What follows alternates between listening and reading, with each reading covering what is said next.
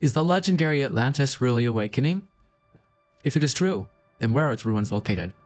Someone claims to have filmed its remains. This is a story you've never heard before on Earth. It's said that originally there were 8 continents, but why does today's world map only show 7?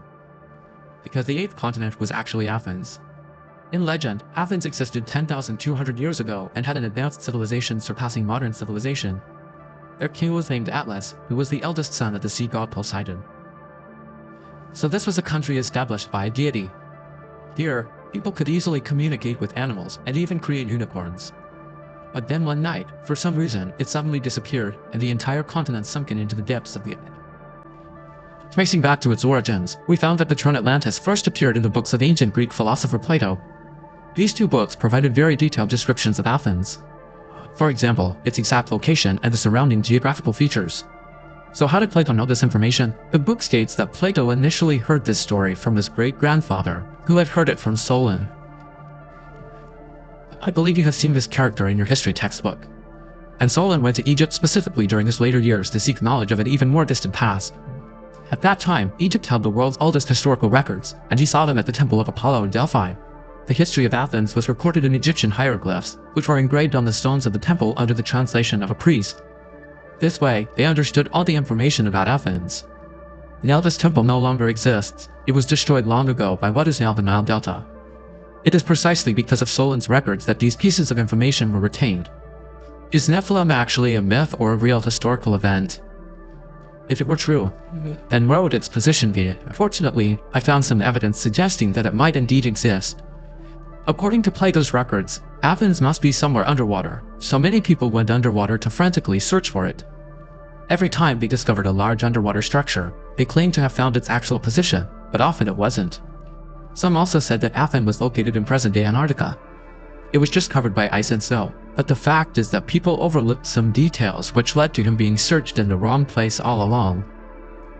What I want to point out is that Atlantis never existed at the bottom of the sea. It was on land, and it's actually in Africa. Next, I will compare Plato's information from 2,300 years ago with reality one by one. This is a real clash between mythology and the actual world. Here is the Eye of the Sahara. Located in the western part of the Mauritanian region of the Western Sahara Desert, its diameter reaches 48 kilometers and can be clearly seen from space. At first, this place was believed to have been created by an asteroid impact. However, no features related to an asteroid were found inside. Later, it was thought to be a natural formation, but it is too unique. There are no similar areas anywhere else on Earth. How did it actually form? When you observe this structure carefully, everything begins to seem extraordinary. According to Plato's records, Atlantis was composed of 3 concentric rings of water, with the waters and lands interlocked, each circle having an equal distance from the center. Now let's compare them. They are not exactly identical. They can be said to resemble each other very closely. The book also mentions that Atlantis was famous for its numerous mountains. To the north were mountains, and to the south was sea. We can clearly see that the northern part of this eye has a ring-like feature, while the southern part looks as if there had been running water. Geologists have also confirmed that the Sahara Eye indeed shows clear signs of past water activity. Here we can even see evidence of multiple rivers flowing into Antarctica, along with this huge opening. It looks like it was washed by a great flood, and here we can directly see silt being carried away by the water into the sea. Isn't that obvious?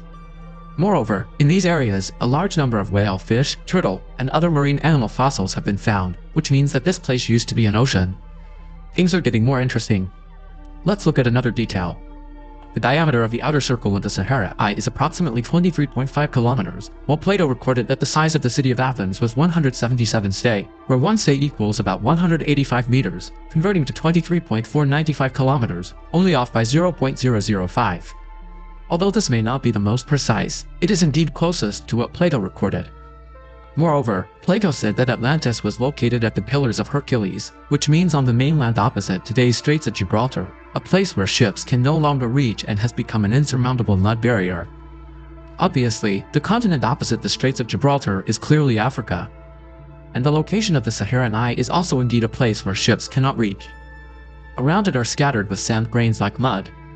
The book also records that Atlantis was a country rich in silver and ores, while the main produce of Mauritania, where the Saharan Eye is located, is also mainly silver and iron. although we do not know exactly what ores are.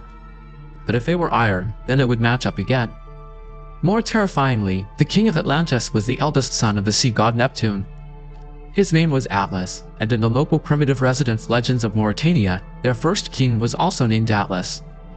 More importantly, according to records, there were also many elephants on the island of Atlantis, and indeed, many elephant skeletons have been found in the Saharan region, even in ancient rock paintings from the area. This countless details prove that this place could once have existed civilization. So, is it really Atlantis? One can only say that this is the most likely place that once was Atlantis because it indeed aligns with many precise details written by Plato. But didn't Plato say he was under the sea? How did we end up on land?